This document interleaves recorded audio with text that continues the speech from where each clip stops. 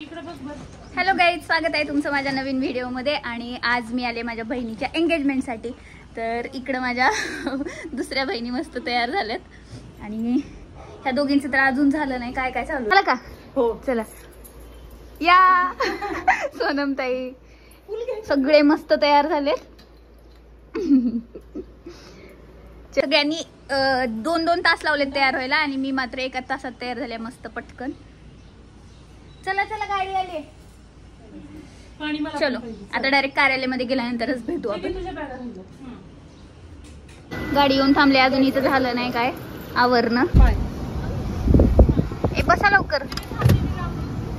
आम्ही तयार व्हायला एवढा वेळ लागला की घरात सगळ्यात लास्टला आम्ही निघालोय. आता पुढे बसल्यात मोठ्या बहिणी आणि आम्हाला मागे बसवले. चलो आलो दत्ता कार्यक्रमाच्या तिथं.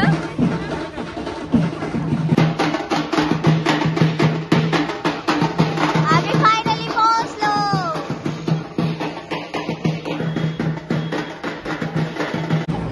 मस्त ज्यूस दिलाय थंड थंड. काय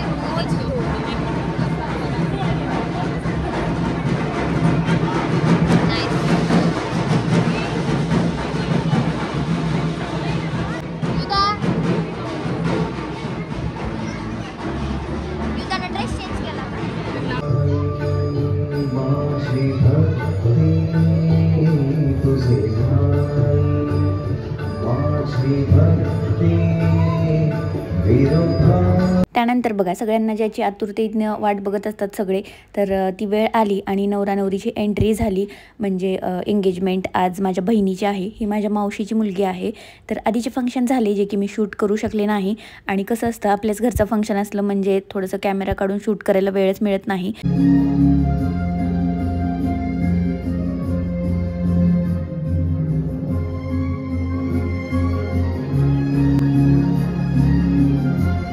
सर्वांच्या जोरदार टाळ्या, सर्वांचा आशीर्वाद, प्रेम, टाळ्यांच्या माध्यमाने सर्वांनी दाखवायचं. नेक्स्ट सरप्राईज सगळ्यांच्या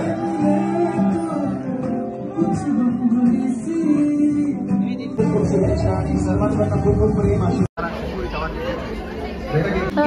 फायनली नवरा नवरीला निघाले किती वेळानंतर.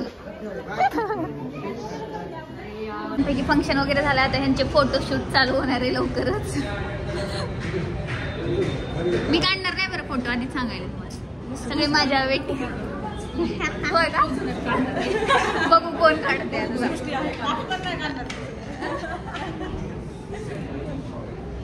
ह्या आमच्या मोठ्या ताई, ह्या मोठ्या ताई, ह्या 2 नंबरच्या ताई ज्या की तोंड खूप खराब करत आहेत. आणि हे आमच्या नेहमी हसत राहणाऱ्या सोनम ताई निंबाळकर. आलोय आम्ही आता वरती फोटो काढायला आणि एकदम निवांत आहे इथं. आता वेटिंग लागले, इकडं बसलेत. आता एका बहिणीचं चालू आहे फोटोशूट. तिचं झाल्यानंतर मग आमचं चालू होणार.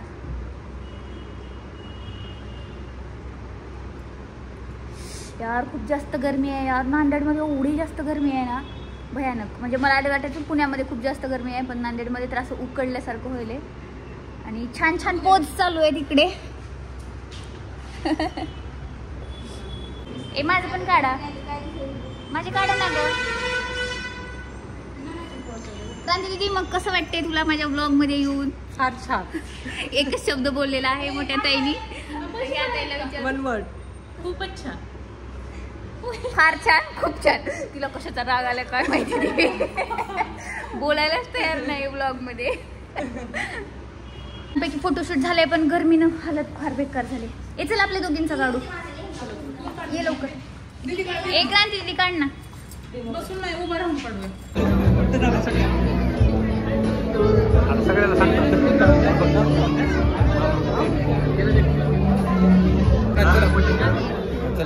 सगळ्यांचं जेवण चालू आहे तिथं. आणि जेवण कमी आणि सगळे आईस्क्रीम जास्त आणि आमरस जास्त खात आहेत. आमच्या मामाश्री बसले. हा हा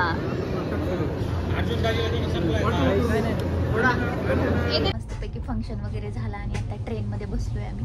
आणि मला थंडी वाजते आणि मला भेळ खायची एवढी इच्छा होत होती ना. म्हणजे ट्रेनमधली भेळ खूप भारी असते. तर ह्यानी जाऊन घेऊन आलेत माझ्यासाठी. म्हणजे ते लांब थांबलं होतं, ट्रेनमध्ये आलंच नाही ते. आणि तर ह्यांनी जाऊन पळत पळत घेऊन आले आणि ट्रेन निघाली तेवढ्यात. तर मला वाटलं आलेच नाही. मी कॉल करते ह्यांना ट्रेन निघाली म्हणून.